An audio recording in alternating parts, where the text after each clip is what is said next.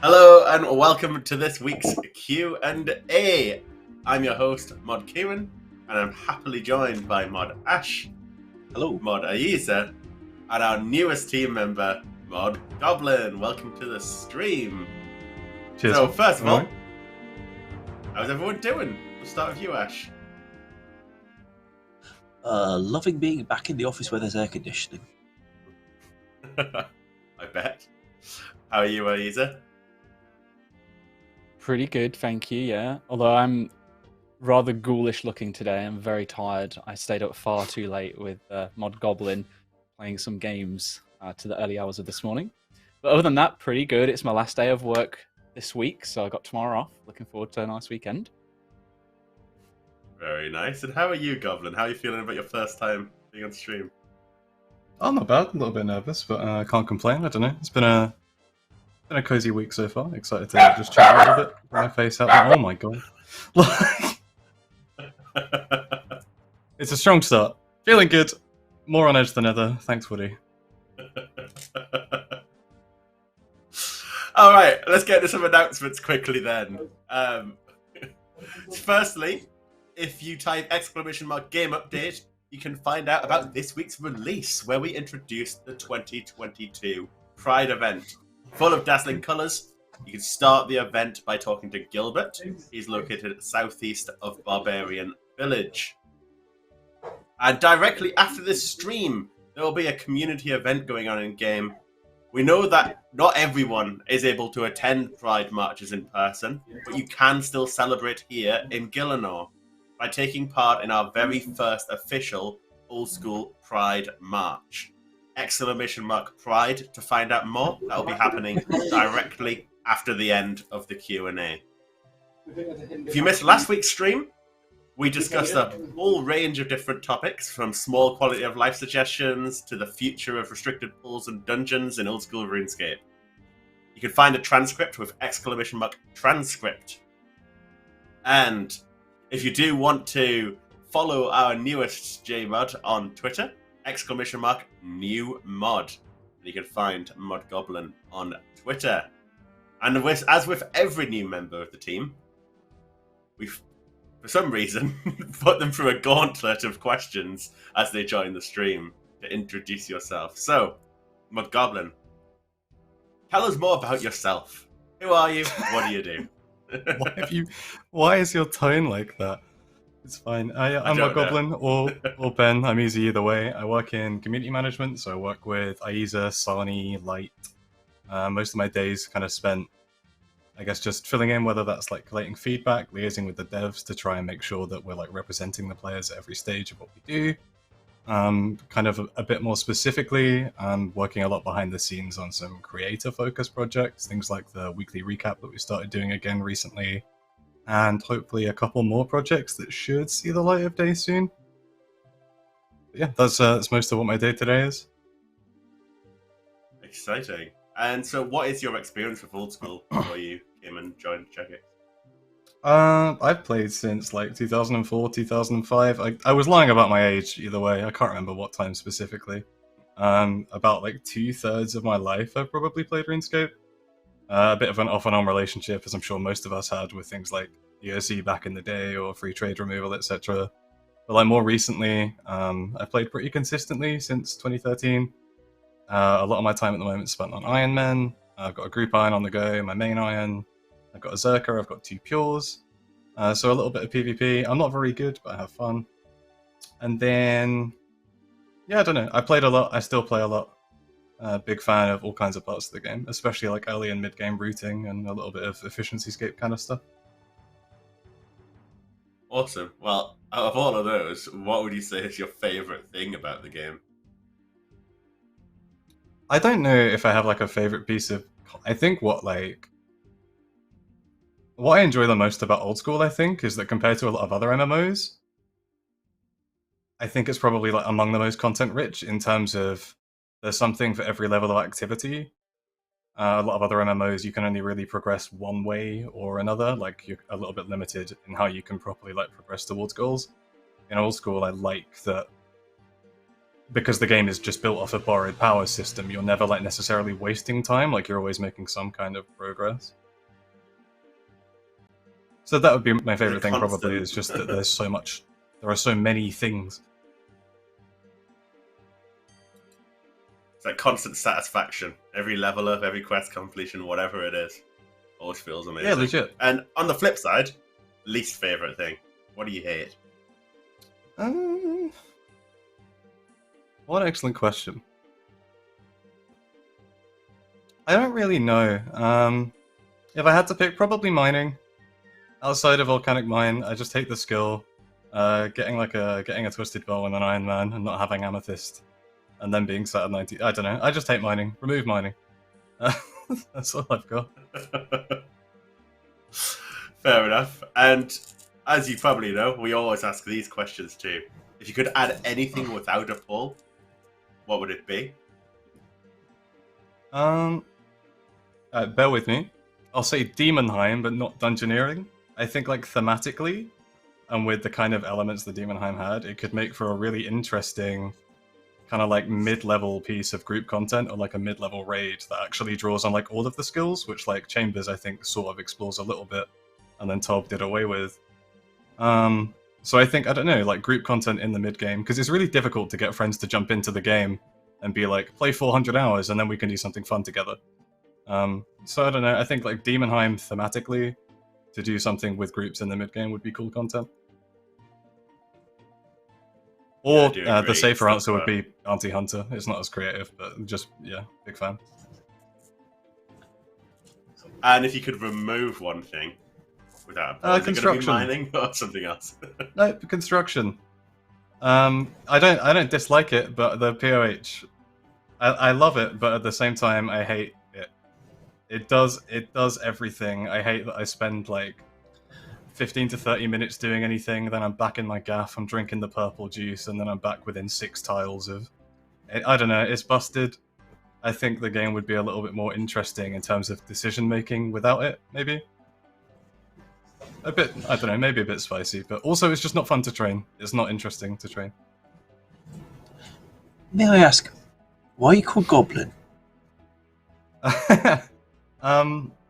It's more. I've constantly referred to myself as having like a bit of an ADHD game of Goblin brain. So I don't know, just always operating at 1,000,000 miles an hour. I don't know. That's basically it. Nothing else. And then like Goblin mode kind of hit the mainstream after Grimes started talking about it, and I regretted saying it about me a little bit. But I was saying it before. I promise. Nothing to do with Goblin D's. I thought it's worth when Mod Oasis joined us. He couldn't think of a mod name, so I asked him what his favourite band was. It could have been a lot worse. Mod Sex Pistols would have just probably not got away with it. All right, into the regular Q&A questions. And our first question is from Falchion Punch. And the question is about Abyssal Siren Cerberus. Can Abyssal Siren Cerberus have one central peak option that checks all of their areas at once? Or even be given optional instances, since they are solo bosses?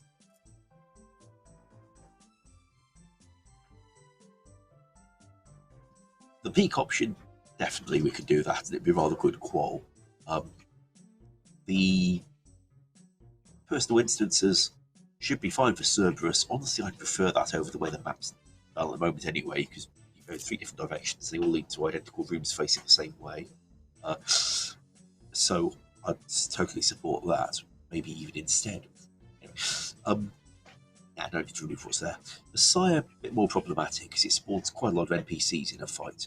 We are going to remain limited for how many of those we want running concurrently on a game world, in case it hits a magic cap that causes NPCs to stop working across the whole game, which can be a thing. Happened with control of entities on, I think, New Year's Day 2020. Kieren fixed it. So Sire probably don't want to go instances, but I'd hope it's not too badly crowded there most of the time. And with the peek-in option that's described, maybe that would be less need for it anyway. Should be a lot easier to find in the world if you can just hop in one spot for all six sires. Well, if anyone And ever gets similarly to for elaborate on Cerberus. the idea you had all those years ago for getting the peaking information from all things across all worlds to one central menu that you could just read from anywhere you liked, that'd be really nice. I absolutely love to still revisit that. Next question is from Jevon P. Can the mounted dig site pendant be made to work like the mounted glory? The right-click menu currently shows only your selected left click, whereas glory shows all 5 locations. Would be nice to have that unified. The usual limit there is how many option slots the thing's got, because we've got 5, one of which has to be removed because it's in POH plus examine. But that should actually be enough because it's dig site, fossil island, lithotrem, and a configure option for for unlocking things on it. I'd have thought we'd be able to handle this. Yeah, we should I'm well missing be able something. to if the glory can. Yeah, I mean, unless I'm missing something about it, but I think those 3 destinations plus configure should be all right. All right, and now we've got a few questions. It sounds like bristles. Sounds like, can you hear me? I'm playing with this little, we've got a little like cable Velcro thing. Can you hear that? Yeah, that's what we can hear, yeah. I'm surprised. To be fair, my So this headphones is are ASMR? noise cancelling, so I can't even hear it myself. Sorry. So we got a few questions about the new mobile client and RuneLite-esque features coming to our clients and so on. So the other big news this week, other than the fact we've launched the Pride event, is the fact that we have now fully launched our new mobile clients on iOS and Android. And that's brought a whole bunch of improved features to mobile. And it's been amazing to see the response and grateful for everyone who's been reporting the odd bug that we've had with it.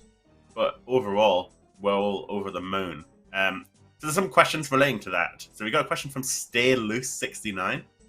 Now that RuneLite-esque features have been implemented into the mobile version of the game, are there any plans to implement them into the desktop version?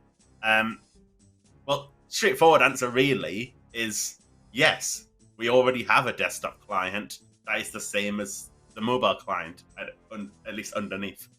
The Steam client has all of these features, the same ones that are on mobile, if not more, being made for desktop. Next question is from Crazed Killer. And with the release of the new mobile app, how will further changes to the app be managed? There's a huge list of plugins used for clients like RuneLite. Will you choose what you feel is appropriate for the app, or will there be another method of customization? I would love to see ground items, as that's my biggest drawback with playing on mobile. Well, first of all, absolutely ground items will be coming to both the Steam client and the mobile client. Any feature we add to one will generally be on the other. And that I understand completely. Not being able to see the items from having to right-click loot piles, really annoying. Completely agree with you. But in general, we have a whole plan to be adding a lot more features to these clients, many of which you'll be obviously familiar with from clients like RuneLite, and will make the mobile experience better over time. This isn't the end. Every feature we add should now go onto mobile too. So that's really exciting.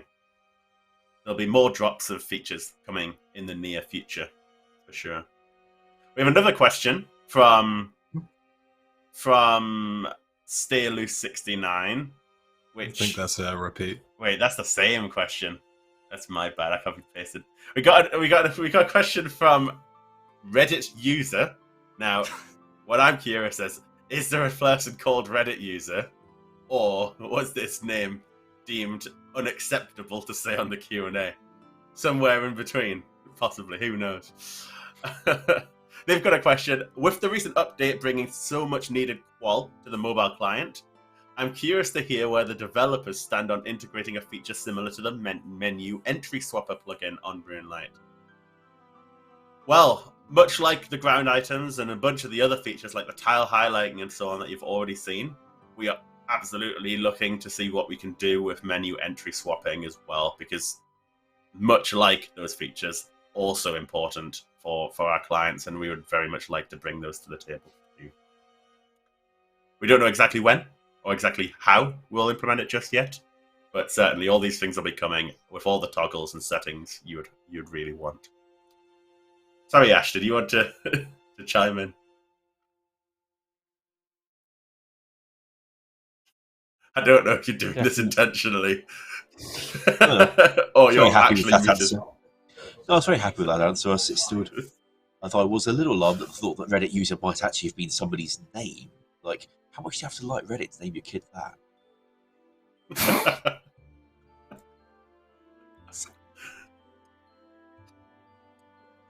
Well, it could be maybe one day we'll see Twitch user and Twitter user as well. Like, who knows?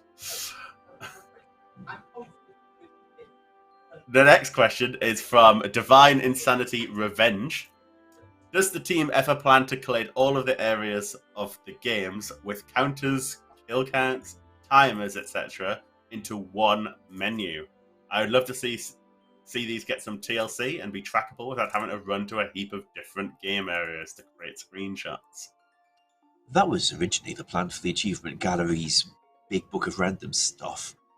It doesn't have all the random stuff it could have. In fact, I found a bug in there when I was working on something for the PvP arena where it's meant to have been trying to output fuel counters for the last several years and wasn't. So that's getting fixed. Next month, I think. But that was kind of what the Achievement Gallery was meant to have, and more stuff could definitely be put there, and probably should. That would be awesome. I always like the concept of being able to just have a screenshotable UI and kind of capture it all, and so you can share it on socials or with your friends. We're going to need a bigger menu. Yeah. The next question is from V. Yeah, absolutely. Our next question is from V Campbell 4. Now that the PvP arena rewards have been settled, what is the general goal behind the Wilderness boss rework? Oh, I think I'll take this one. It said Wilderness in the name, so I may as well, right? All right, do we give the long answer or the short answer? The long answer, obviously. Sorry, Ash.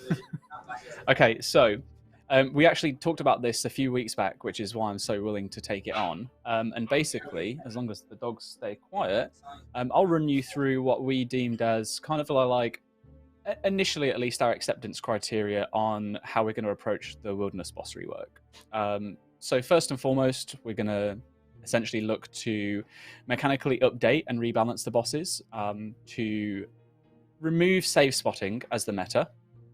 We want to make sure that they remain recognizable. You know, we don't want to add a different boss with the same name. It's going to be the same bosses, but just reworked. And then into the actual like nitty gritty of it as such. We're going to look to make it so that the bosses will be fairly friendly on supply use. So that, say for example, you're a PVMer and you are fighting the boss, you won't be at a huge disadvantage in terms of supplies if a PK was to jump on you. And with that, the difficulty will be set so that they're relatively accessible from mid-game onwards. So similar to where they were intended to be / where they are now with safe spotting, but without having to safe spot. The bosses themselves will look to encourage the actual player fighting them to take a variety of different pieces of gear. Dog going through my green screen. So you might have to be in a position where hybriding is encouraged for one of the bosses, for example. One of the things that we definitely looked into as well and will be considering is that the loot mechanics won't be overly detrimental to Iron Men. And we can achieve that by doing things such as working with the threshold for drop eligibility. There we go. Got there in the end. So currently, you know, a good example is the Revenant Maledictus. If anyone else attacks that, Iron Men can't get loot. So we'd look to address that with these bosses to some degree. Big one here, I know that the multi people will rejoice, non-multis maybe not so, but the dungeons or areas that the bosses will be in are very likely going to be in multi. And with that, we will be designing the areas to have a stronger focus on the PK ecosystem. And with that comes consideration for things such as counterplays for players that want to escape. So you should be able to go into the boss area and have a plan already in mind as the PVMer, so to speak, on how you're going to escape, and that be a viable way to escape. And that the bosses will actually be set up in a way that everyone in that area is at risk. So if you're a PKer attempting to kill a PVMer, or a PVMer just trying to fight the boss, you're both going to be at risk. I think they kind of do that at the moment with some of the AoE mechanics, but we will be emphasizing that. And in terms of rewards, they're going to target the PvP scene primarily.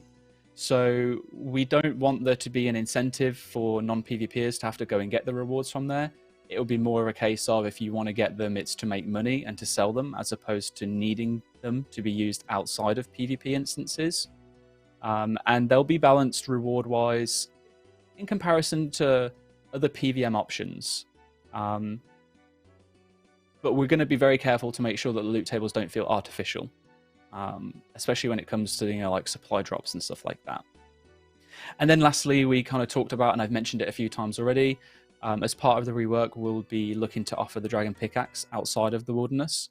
It won't be removed from the bosses, it will still exist on them, but we'll add it so that in other areas, which I won't go into just yet, I think that's probably better to be serviced in a blog once we've fleshed it all out and stuff, but the other areas will exist that will have a higher or rarer chance of getting the Dragon Pickaxe, but it will be at least an alternative option. And I think that about sums up everything that we have in mind at the moment, at least. Anything to add, Ash or Goblin?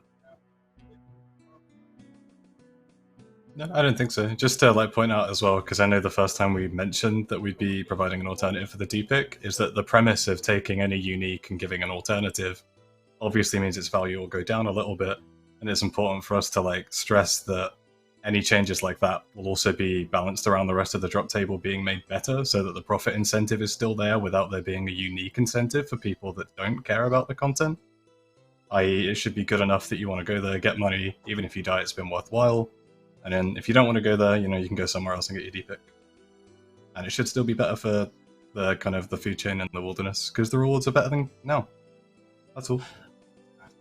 Certainly the D-pick itself isn't exactly the top-end item in the game, and as a draw into the Wilderness, it's maybe not the ideal one anyway. Even PvPers have argued that they didn't think it was helping as much as it might. So hopefully we can replace it with something desirable. After all, we do intend these creatures to have some uniques on them. Some interesting uniques as well. Any thoughts on the rings, by the way, in similar sense to the D-pick? Do we feel like the Ring of the Gods, for instance, needs an alternative?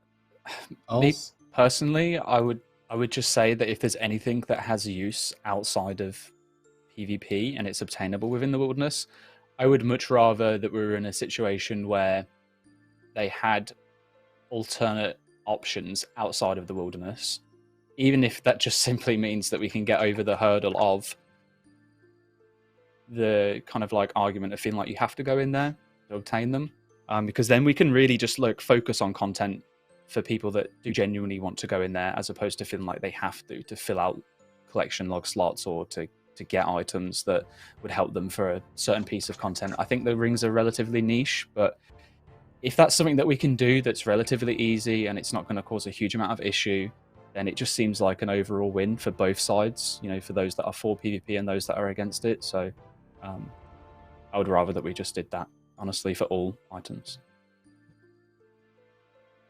Yeah, I feel the same way. Thank It's you more all. like... Oh, go ahead. We can move on if you want. No, carry on if you got more to say. I feel the same way, purely in that I think like there would have been a time a while ago where I wouldn't have thought the rings were that consequential, but I think people are wising up to the power of what's the crush one? Is it the treasonous ring that people use for like corp and such? Or Ring of the Gods is actually kind of slept on, it's really OP. Valuable.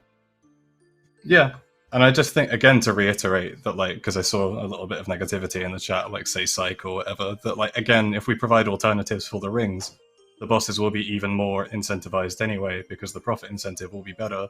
And most of the people there specifically to get the rings currently aren't really risking anything, right? They're all, like, 3-iteming and safe spotting.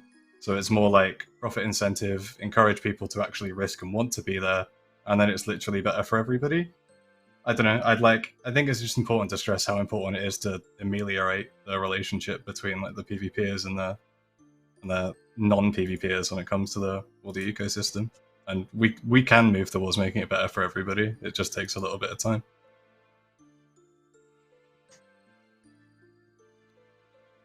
Awesome. Well, thank you all for the insightful answers there.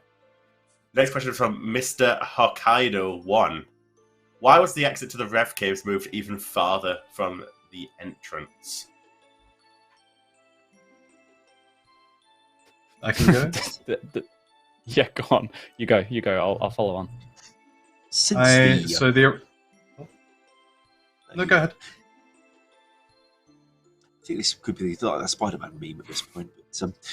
But well, ever since the entrance and exit became separate places, one of the complaints was that while people were running between them, it was quite hard to land a freeze, especially given people's magic defense against that kind of thing. So increase the distance, maybe give you a better chance to land one in between. It is, as you've seen, something that iterates over time. If more changes are needed, more changes can be made. But considering some of the concerns that people have raised about the last version of it, we hope this would help a little.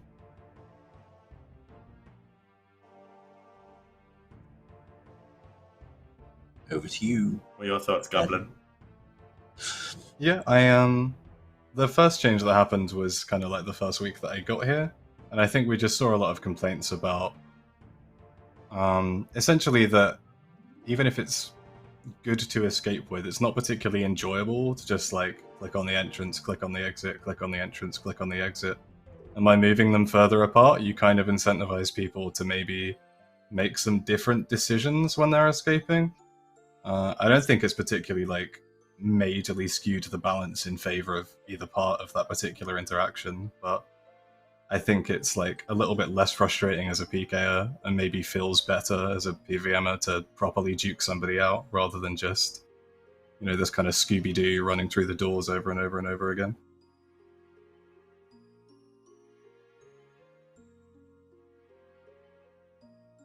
Do you want to follow up, Ayiza? Anything else? No, sorry, I should have said I'm remaining silent because I think Ash and Goblin covered it really well. Awesome. All right. Well, the next question is from Basker1. It's two people in a row who ended their name with one. Wonderfully creative people.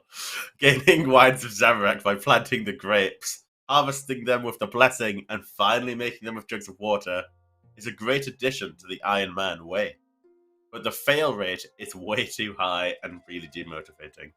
Could the success rate be boosted so that it's a viable alternative to telegrabbing them? Maybe lower the XP rates to balance it. What are your thoughts on that, Ash? It currently scales a bit with your cooking level, but not very much.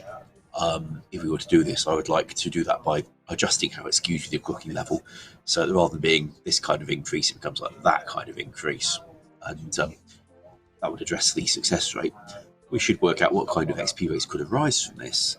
They would be locked to higher cooking level players, but we should still check that they're reasonable, whatever they might turn out to be from this. That's how I'd like to address it anyway. Anyone else? No? Awesome. Thanks, Ash. The next question is from Anonymous. What progress has been made against the upcoming Wilderness boss rework? Are you able to share any information regarding the scope of the project? We just have talked about this a little bit, about what we're trying to do with it. Is there anything else to add? Just been in a meeting about the graphics planning for it. Now, Callisto and Venenatis aren't too bad for their appearance. Vettin, on the other hand, mean, it's scaled up one of those ghosts from down the Violi caves. Can't remember which one. It's Irving Sene, Ranulph de Vere, or Sant'Ogilon. One of them got scaled up massive and I think it looks awful. Works fine as a pet because it's small. Anyway, so fortunately, some of the graphics being made for the Raiden dungeon are quite suitable for a great big stonking bipedal boss of that nature. So what the artists like to do is to use the same rig but make a new model around it. So they don't have to redo all the animation labeling, etc. But so they can give us the option of a better looking Vetian. This led to the question of what's the pet going to do then, because maybe people like their Petian as it stands. Current thinking is, alright, if there's the two updated versions of Vetian, standard and enraged version, the purple and the orange, have those as how the pet can look, but also keep the two legacy versions for those who really liked it that way, because we can. It's not so hard when it comes to pet transmogs. It would be if we had to do all the versions of items. So I think that's likely to be how the graphics for the bosses go. We're also looking at some of the new mechanics. Now, we've covered before that we didn't want to make it a completely radically different new boss, but there are a few thoughts about them putting something on the ground that you do not want to stand in. And where the graphics for those could be sourced, how they could look, and the projectiles that they could be using. Because, as you may remember, in 2014 when those bosses were made, we didn't even have any artists in the team. And while we'd got a 3D model editor, none of the team had never learned 3D modelling and weren't really going to be able to become professional artists in the course of that project. So most of what those bosses use is recycled assets. We've got a bit more scope to make them look a bit more custom these days, and preferably get away from the fact that one of them is lobbing everything you cannot defend against. There's nothing you could possibly do to defend against it, other than you will be hit by a lot of damage if you don't stand behind a tree. As I understand it, that's the kind of thing that is most likely to be changed. Awesome. Sounds really good. And this question is from B4S. Will there be more Calquat patches or uses for the seed saplings? Calquat is so underrated and unused for such a lovely plant. Gotta say, the most reuse we've had of it was when I showed you how to recycle assets effectively, and you made the entire James Zeric potion system out of it, which I thought was rather well done, especially if you were quite new as a developer at the time. Anywho, there was... I think it's a vessel for putting fluid in. Somebody sent us a suggestion the other day about how if you could drink all the doses of an energy potion in one go, that would kind of save you a lot of clicking, and also it's not likely to rebalance combat matters, just because if it only worked for the energy potions. So maybe if we let you pour them into one of those, and then pump the whole thing down, that could be the rapid restore energy solution. I'm really looking at this just as uses for Calquat patches and the fruit. I haven't got that many others to hand, but that player suggestion from last week just sprung to mind as something that was wanted for consuming potions in more bulk. Really choke your potions. And eat the fruit at the same time. But only that one. Nice. We got another question from Z-Man1672. Now that NPC pathing is a thing, added with Nex, can we see that technology implemented onto thralls? The melee, I mean, all of them probably get stuck at times, depending what you're doing. Yeah, please. They're literally like a Roomba. They just get stuck on everything. They never do what you want them to do. Like Flashbacks to summoning. I believe there's nothing stopping us now, right? If you know the tech very well, Ash, on this one. There may be some concern if we had too many NPCs all trying to do that level of processing around the world, but I don't think the number of thralls simultaneously in use in the world is going to get anywhere near that. I was actually wondering whether we could do it to all pets. Yeah, it'd be very nice to have on pets there. Those definitely get stuck all the time. And there's a limit to how many pets there can possibly be, because, let's face it, you're not going to get more than 2,000 pets, most likely. So Yeah. hopefully that could be alright. Unless people like the legacy behaviour because they enjoy the tradition of getting their cat stuck somewhere. But hopefully not. Yeah, I know people really want their pets to run as well, but unless you want them to look like they're just walking really fast, we need run animations as well. And it does look a bit silly if you use the walk animation for them to run. There's a few you can get away with it, like Chaos Elemental, for example, or the Kraken. It does look quite amusing if you've got a cat skidding along behind you. So personally, I think we could get away with it, but it would because I think players might have a bit of a tolerance for things looking a bit silly when it's a cute pet, especially given how wacky some of our pets are. Yeah, maybe we should just try it, see how it looks. And players can just imagine the Yakety Sax theme if they don't like how. The next question is from No Currencies. Can abyssal bracelets be buffed to prevent prayer points from draining when you enter the abyss?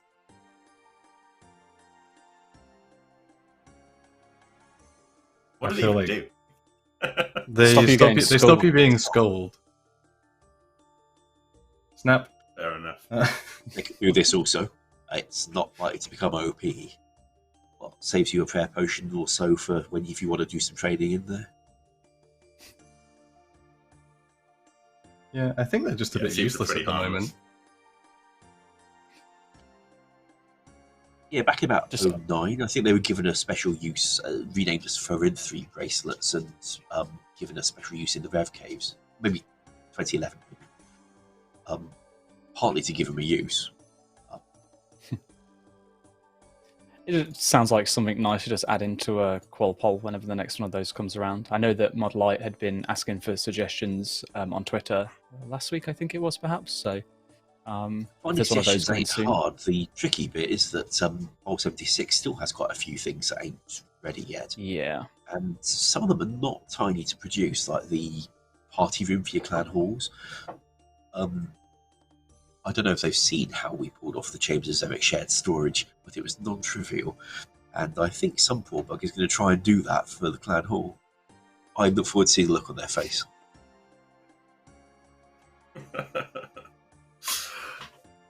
I remember working on that, testing it with you and so on.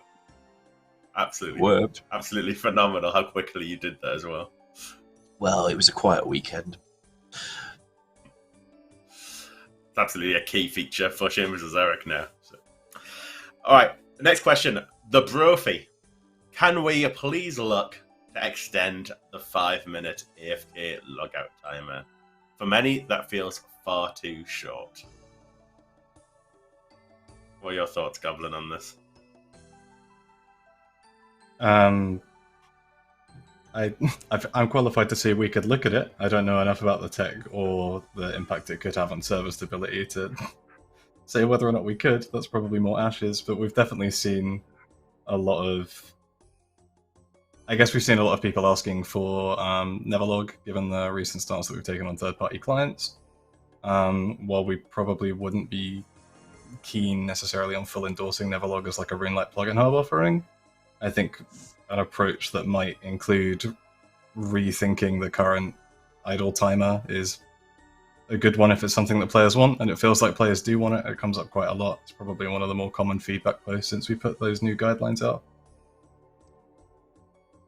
I don't see the tech being a problem, although part of me wants to say, you young people don't know how good you've got it. Back in my day, it was 1 minute, and you actually had to click on the login screen rather than pressing enter. That's proper RuneScape, that. Not like RuneScape yet these days. But that aside, while it is not something that our team can change, it is in the game engine because they never exposed that functionality for us to customize. I think it would be lovely if they tweak that damn number. Although I also think there might be some interest for players to be able to choose to keep it as it is. Reason being, you're playing RuneScape in, say, a house with more people. You don't necessarily want your account to stay logged in as you walk away from the computer for any length of time. And if, you take a bathroom break and things just take longer than you were planning, you maybe would prefer your character to log out after the 5 rather than it being on for an hour. No. So I think it should be a trivial, easy engine change to just put the number. But I also think there could be a legit call for people to be able to toggle out of that in case, sometimes things take their time. Not only, right, was it 1 minute back in the day, but if you're AFK, there was a good chance you were coming back to find you'd been killed by a plant. So, or insert other random event. You couldn't leave your screen without wanting to log out because you just knew. So the second you left your machine, that's when it was going to spawn and kill you. And somebody would have taken all your stuff. Yeah. You wouldn't dare go away from your machine. Our next question is from Evil Steven. What are the developers' opinions on adding content to otherwise useless quest areas in the game once their quests are done? Such as adding a high-level mining spot inside the underground pass, or a high-level agility course in Maya Ditch. It already is a high-level agility. I think agility courses in the area, well, why the heck not, but the thing is we have got quite a few of them. Is it going to really stand out? Well, maybe if we make it better than any of the others you can access at that level, but that is the kind of thinking that can ramp things up quite a long way if we keep trying to rejuvenate things with agility courses. The mining one, on the other hand, my issue there would be just how good a mine is it going to have to be to make you want to trundle down that damn place, given all the other places you could be mining.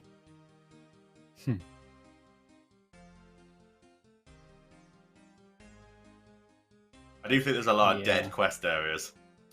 Whether those two are the best examples, I don't know. I don't know many people who are just really, really wanting to go back to Maya Ditch, let alone Underground Pass. So it would be, there's some cool areas though, but there are plenty of others as well that you just kind of visit once for the quest, and that's really the only purpose it serves. So maybe there's some ideas. Recharging your Ivan staff used to be a thing now. Not a very fun thing. I think couldn't see it becoming a training. I just couldn't see it being a great item resource area. So probably not that kind of skill activity. Yeah, I do think there's some potential though with it, especially as I think on the last Q&A that we were on, Kieren, we talked about like more content for mid game and like that early to mid. Maybe some of those quest areas could serve as those places that players just go to that aren't so focused on playing efficiently and are just immersed in the world. I know that like Dorgesh Khan area, for example, is one that gets brought up very often. There's a whole village that you just have nothing to do in there. I think for me though, the crux on it is like, would we gain more value for the player reworking the older areas and adding more content into them than we would if we just added new content straight up, especially now that we've a lot has changed in the way that we approach things compared to how some of the areas were added and developed in the past.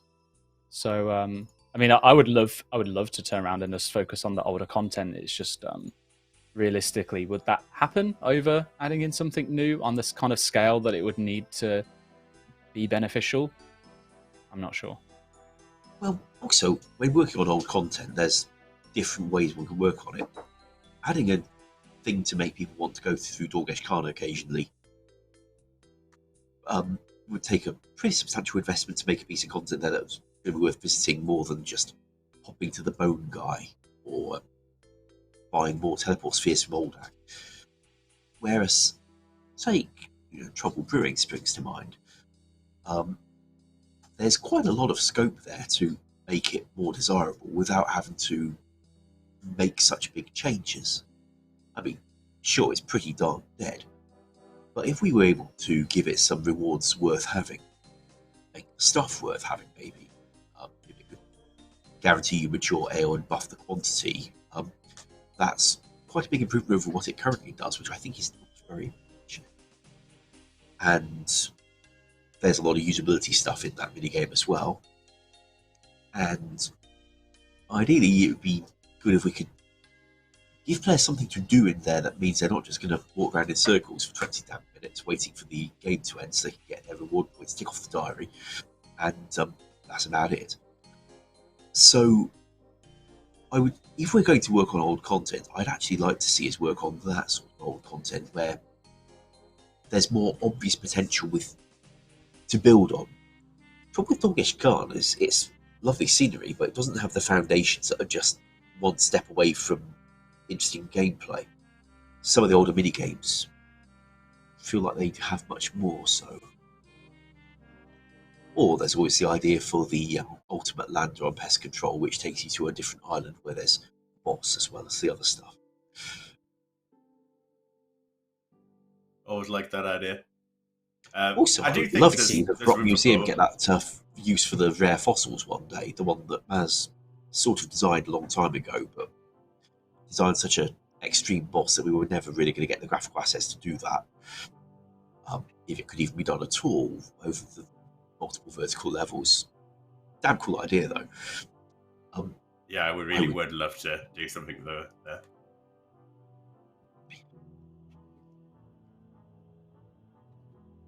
Right. So, moving on to the next question. Just keeping an eye on the time. We have a question from NJI, Imperator. Go with that. Will the team look at the Corp drop system? Especially now since with Raids 3, the shields represent a progression item. Corp is very clearly intended to be a group boss. Can we shift the drop system to be like other bosses of its caliber, like Vasanis and Nex, so that Irons and solo players can still find small teams to do the content with as intended? See, why not? It's already got a damage counter after all, just for the sake of the numbers. So using it for something sounds not a bad idea.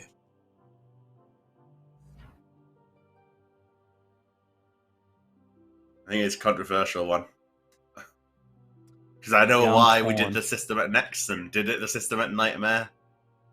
But I know everyone gets this sort of mixed opinion. It's nice when like the player who does the most damage gets the drop. It's just something about that just feels good. But I don't know how we best solve it. RuneScape back in the day did the loot share system as a solution, so you had the option. We could always bring back that kind of idea again. Take James's Eric. That one scales linearly based on the number of points you've got compared to the number of points everyone's got. Didn't have to be linear though. If one were to do the same thing but square all the numbers, then the player who's done the most damage would have a substantially bigger chance than somebody who's done less, because rather than being just linearly increased, it would be squared. And that would give us a point system that, for very little extra processing, very strongly favours the MVP, but does not guarantee it. So there is still some hope for those who weren't the MVP. That kind of math trick could be applied. We've not done it before, as far as I'm aware, anywhere. But if people wanted, were actually okay with it having a loot distribution chance like this, we could do one that is not a copy of what the others have, probably quite easily.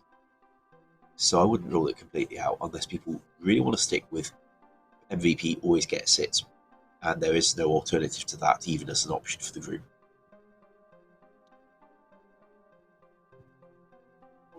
Yeah, I think there is a solution there. Something along the lines of what you're saying, Ash, sounds like a pretty good way to go. I know certainly other developers who've been part of like the next projects and the Nightmare loot tables aren't really that happy with how those systems turned out. There's certainly learnings from those that we can hopefully do better in future. Maybe this is a good opportunity to look at it and spend some time thinking about it a bit more. All right, next question from Arm the Hobos. In the January Gillinor Gazette, there was a mention of a corrupted rat boss for free-to-play. Has there since been any further development on that project? I do not believe so. It was a tasty pitch, though, and I would be glad to see additional free-to-play mid-level content, low-level content that's more interesting than grinding on the cows. So I think it was Malik the Corrupted Rodent. I think the name was Malik. Was it Jed? Anyway, Malik the Corrupted Rodent. Felt like a pretty good way of going about this.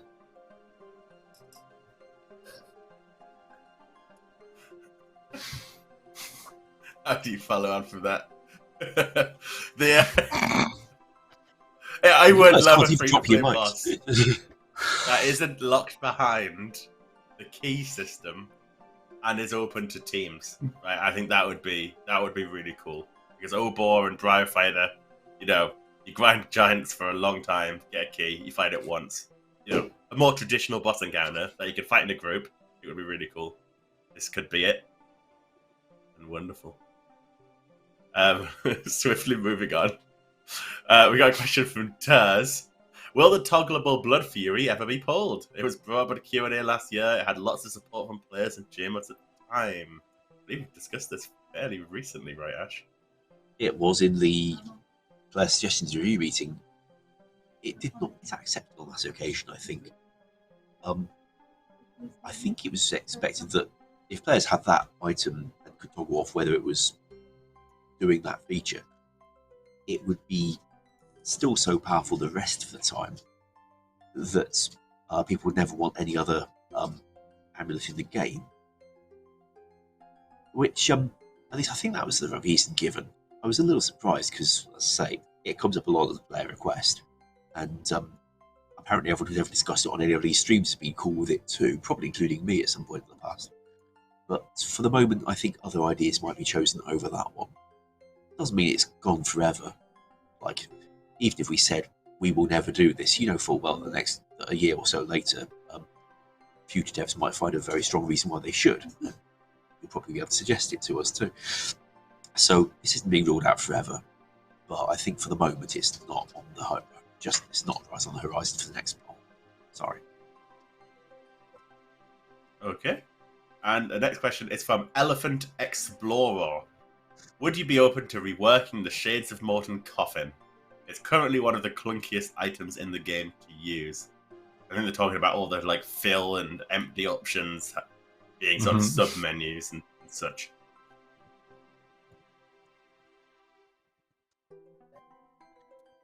Have we ever managed to get a storage item that sits in your inventory with good, convenient ops for using it?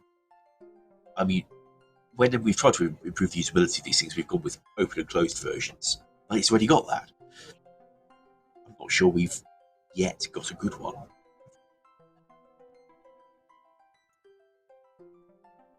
Perhaps we'd need to get smart. When it's full, we make it empty options and stuff like that. We haven't got the infrastructure quite yet for that written, but we do have the technology now that can support us messing with ops like that very conveniently. So. Yes, I could see the rune crafting pouches being the first to get a benefit from that, since I think they already do transmit their state to the clients. Or if they don't, they can be made to do so. In fact, I did that to RS3 after their similar infantry conversion back in 09. And having written something to make the infantry expect op swapping, rolling out more items becomes a relatively easy lift. Certainly, if you have it equipped, we might be able to do better on the options. I'm not sure what options it has when you're wearing the thing. But yeah, I think we all agree. It's not great at the minute. We'd love to do something with it. So, next question. Captain Alpha Walrus. Great name. Are there any plans to make all group bosses drop mechanics? What? Sorry, is this the same question? Oh, it's a very the next similar three question. are So a little bit. I suggest we skip they're all- that question.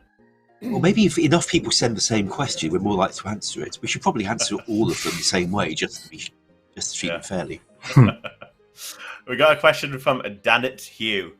Are there any plans for another Clue Scroll expansion? Either new clue steps or a whole new clue tier above Master? Grandmaster, maybe. Ooh. It would be fun to have some ridiculous clue steps from an even rarer tier of clues.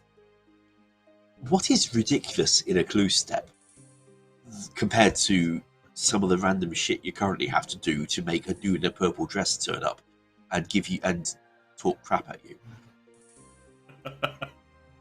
I thought Masters were already extreme, to be honest. Some of the requirements certainly are. We could take a next level up, right, and almost not like integrate things like combat achievements style, but it could be that you have to kill like Verzik and obtain an item from her then to be able to open a chest that's somewhere out in the world, for example, or little bits like that that could add on an extra level of complexity that doesn't exist. I say complexity challenge more than anything. Obviously with a higher tier of clues though. I do like the idea of another clue expansion, just generally speaking. I think it was only a meeting like 2 or something days ago. We were talking about all the gilded items that don't exist. And I'm sure the collection log hunters are crying in pain right now at the thought of having to get more. But I know that there's some appetite, at least internally, for Clue Scroll expansions. And like more of like a personal thing here, like my own opinion on it. We pitched, when we first looked at like what wilderness changes we should make, and this was like the start of the end of 2020 maybe, when I first rejoined, we asked about the potential of having like wilderness only clue scrolls. I think that could be a potential option as well, and I don't know, maybe even long-term thoughts is having the clues split so that clues obtained outside of the wilderness don't contain wilderness steps, and then you have these wilderness specific clues still have the same loot as other clues would have of the similar tiers, but you only get steps within the wilderness then. Again, as you can probably tell, I'm leaning way more towards in favor of trying to split as much of the not going in because you want to stuff out, and that might be a nice way to do it, for example. I know it's not entirely on point to the question, but yeah, my thoughts anyway.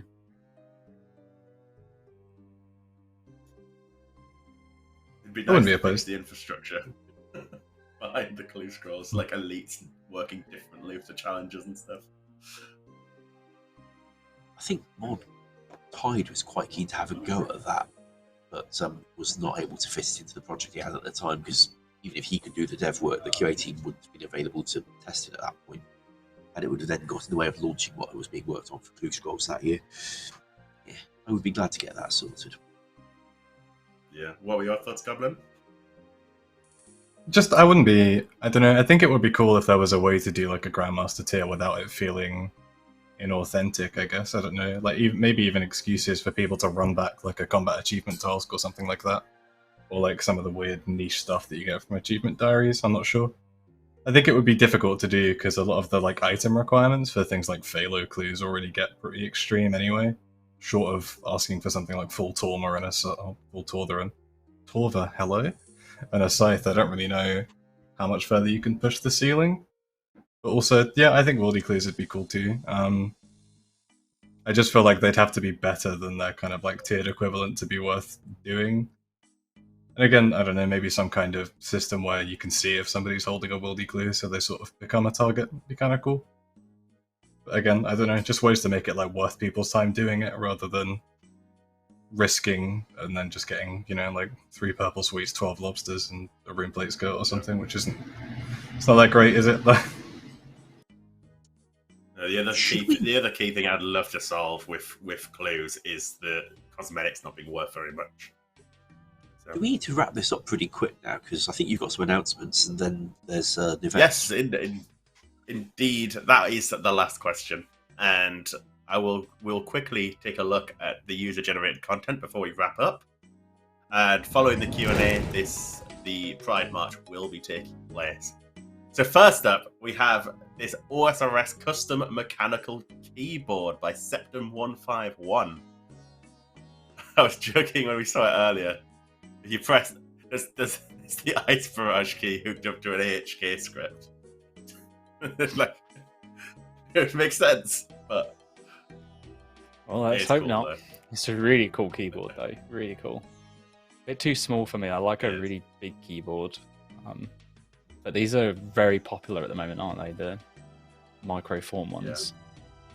Is this like a 70%? I want to know what the escape being an Iron Man symbol is. I don't know if that's meant to be shade. I don't know why that one specifically. Considering the home teleport question. icon is not on the home button, I suppose that's being Windows. That's what your keyboard has there. Mine does. What we can do is also judge which F keys are assigned to what. Yeah, I hate it. But it is really cool though as a keyboard. Oh no! If you press F8, Yeah, you get Ayiza. Woo! Those F keys are set up the exact same way mine are, literally. I you respect just it. gotta judge your setup as well. Yep. Right. Next, we've got the Ultimate Retro Console by Magic Talkbox. That is cool. Yeah, that's very cool. It must be awful playing with like joysticks though. As a kid, I used to always think, "Oh, how cool would it be if I could play old like RuneScape on a console?" And as an adult, I try imagining playing this game using a joystick, and I'm glad I'm not a kid anymore because that was a really RuneScape is not easily adapted that way. I remember when we tried converting it to use WASD and found that actually getting through a door suddenly became a substantial challenge. Some changes were not intended to be made. Next, we've got Choose Your Fighter by SFX 200. Which one would you pick? I love that we spoke about this before the stream, and I love that they're all so similar.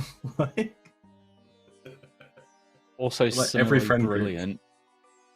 yeah, every friend group has that one person who's like nuts at fighting games, who picks the guy wearing nothing but like a skills necklace and just smokes everybody. Love it. We've got The Perfect Desk Companion by Madness3869. Oh, That that's is really sick. cool. That is really cool. It must have taken so long to make. It'd be interesting to know what the scale of it is like, because it seems really small, which I imagine would have been like so intricate and time consuming. I assume a large one would also be the same, but it's like a crocheted RuneScape character. Really cool. It's kind of someone in the chat. It's 5'11". Yeah, obviously it was Pyro. Who else would it be? I like how they've done 5'11" the with chaps. buttons on there. Yeah, the chaps are really cool. Awesome. And lastly, we have AI-generated art based on the word RuneScape. That's been submitted by Jet Netney. What are your thoughts on this? I'm not feeling I'm not very getting RuneScape. Well, It's very pretty. but it's a cool. Must be my slightly yeah, more it's a login very screen. pretty. It's like an Maybe if it Elden was Ring like more vista. like middle. I was going to be like Middle Earth, but I guess that's kind of similar in the sense anyway, right? So it's really cool. Aside from this one, I've seen quite a lot of the AI creations recently, and they've been brilliantly disturbing.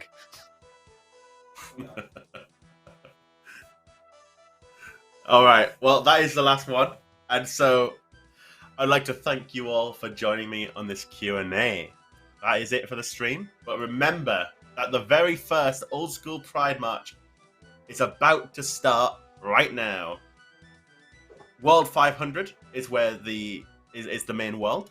I know a lot of people in the chat are spamming that it's full. There is a backup world, and that world is number 562. If that one does have space, there'll be a backup march in 562. But both are full. All right. Well, I'll have to refer you to our socials if there's going to be a third world organised. Yeah, we'll find a I third don't and put a tweet know up. unless somebody. Yeah, Is this what they mean by first Sounds world great. problems? must be. All right. Well, thank you all for joining. Go and join the Pride match if you can get in. We will tweet out a third world soon. All right. See you all later. Bye bye.